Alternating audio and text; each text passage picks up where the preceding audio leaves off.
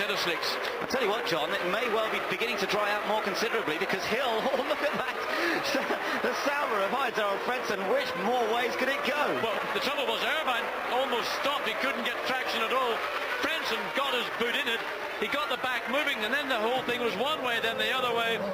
And again, just looking at the lap times, a big drop suddenly from Damon. There's Irvine's problem. Look at Frentzen, almost doing a rally flick one way, back the other way to slow the car down. Frentzen comes out, tries to find a way alongside, but is not close enough as they come into Sandebo. He tipped the back of Irvine with the front wing. Frentzen has hit the left rear of Irvine's Ferrari. The wing of the Sauber is falling off. What shouldn't have happened did. The frustration that Frentzen faced. All the way now, Coulthard looking to find a way past the German. He's up fast as they come into Casino. Frentzen couldn't wait. He was so frustrated by what happened around the swimming pool.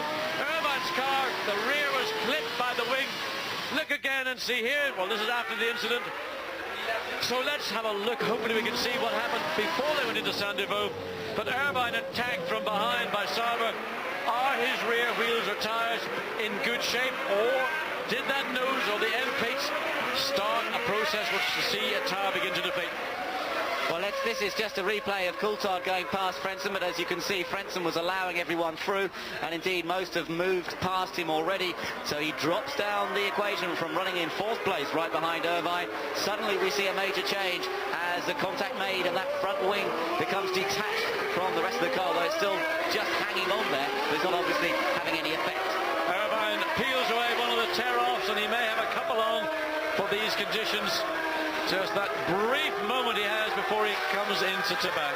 Tell you what, also, Olivier Panis has got past Mika Hakkinen. Oh, there's the wing jammed under that front tyre now. It's come completely detached and just hanging on there by being remained jammed in the suspension. Yeah, that could be a problem because of that catches under the front wheel. You could find yourself with no steering, and of course those barriers will just take you in their arms and caress you, baby. Well, Olivier Panis is driving superbly here. The only one who's really made up places so far. He's got past both Brundle and now Hakkinen. There is Mika Hakkinen in the McLaren, and Olivier Panis in the blue Ligier has had a superb opening part to this race, and he's now chasing after Johnny Herbert. Well, that little moment of excitement down at Sandebo has seen a change in the order with Coulthard.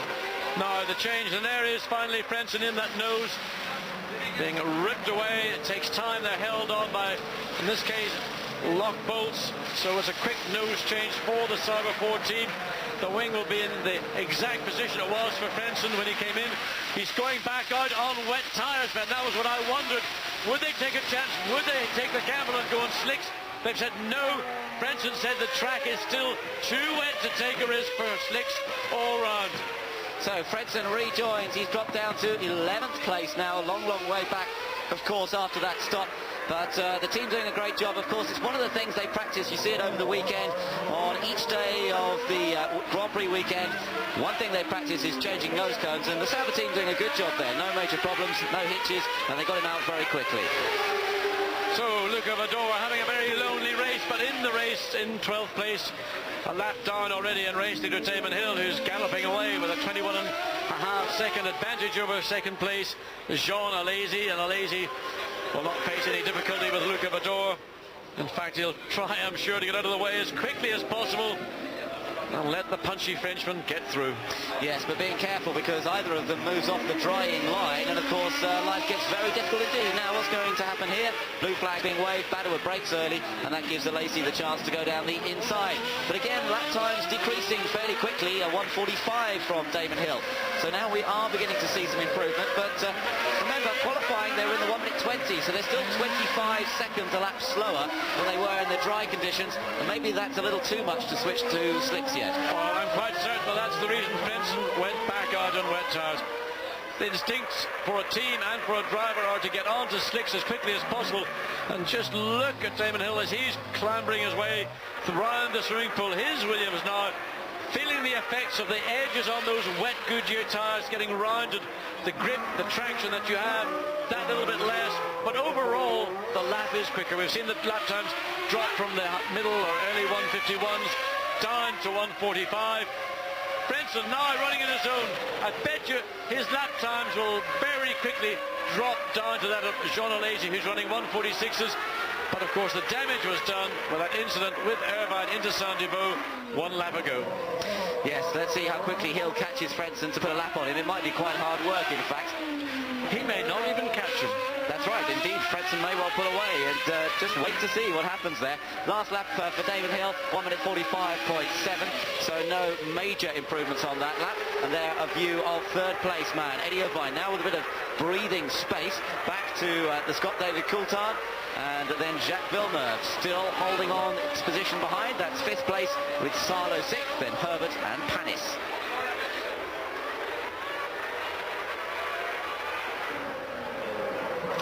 Winding their way through Rascasse now. There's Johnny Herbert still in place, but watch out for Olivier Panis. Already passed 2 cars. Now can he find a way past Johnny Herbert? Well, that's a very, very motivated Olivier Panis. And he is one of the few that has made progress.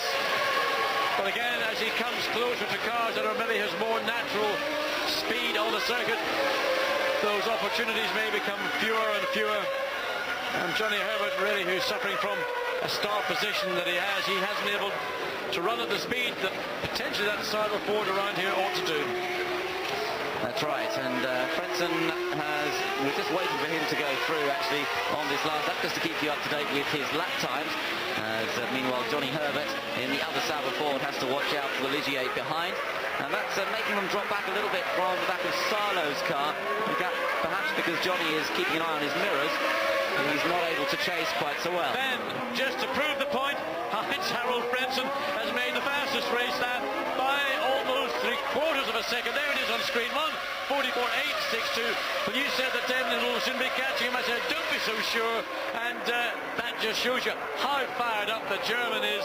He is out there to make up for that disappointment, that error of judgment on his part. But he is going quick. He is going quick indeed, and pulling away a little bit from Hill, who's almost a lap ahead, but not quite. You're riding on board with Jacques Villeneuve, having another experience of a wet Grand Prix. He suffered his first in Brazil, when he ran well, but it all went wrong into the gravel track, challenging with John Alesi. And here he's driven a sensible race so far, hasn't really tried to do anything silly, just kept in this line. And with commendable grace, he accepted full responsibility for his 10th place on the grid in Saturday's qualifying. He said, look, the car is fine, it's me, I wasn't with the program. Just one of those days when things didn't come together in Jacques Villeneuve. And that's something you don't hear very often, that level of honesty. That's right, maybe that's something coming from IndyCar, where perhaps a little bit more open when things don't go quite according to plan. And there you've got a great view as he climbs that hill and up into Casino Square. That's where he's coming now. Look how he looks through the corner, watching with such concentration. Yes, it's the concentration. I love to see into a driver's helmet and watch what the driver's eyes are doing, the depth of concentration.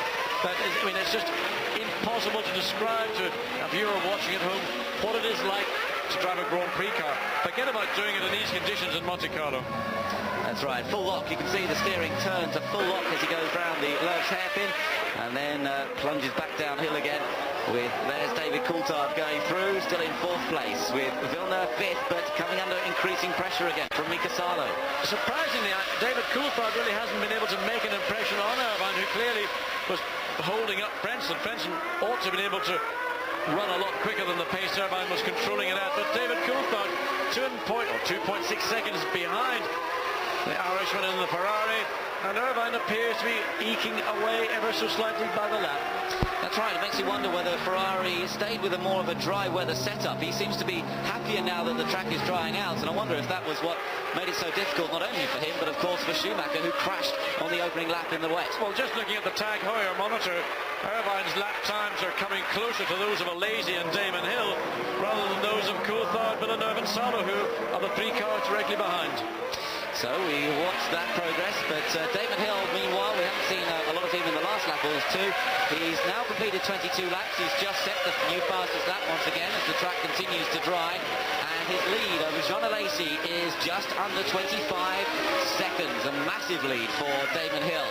But Damon Hill leading Jean Alesi second. The difference in laps on the last lap was 0.1 of a second.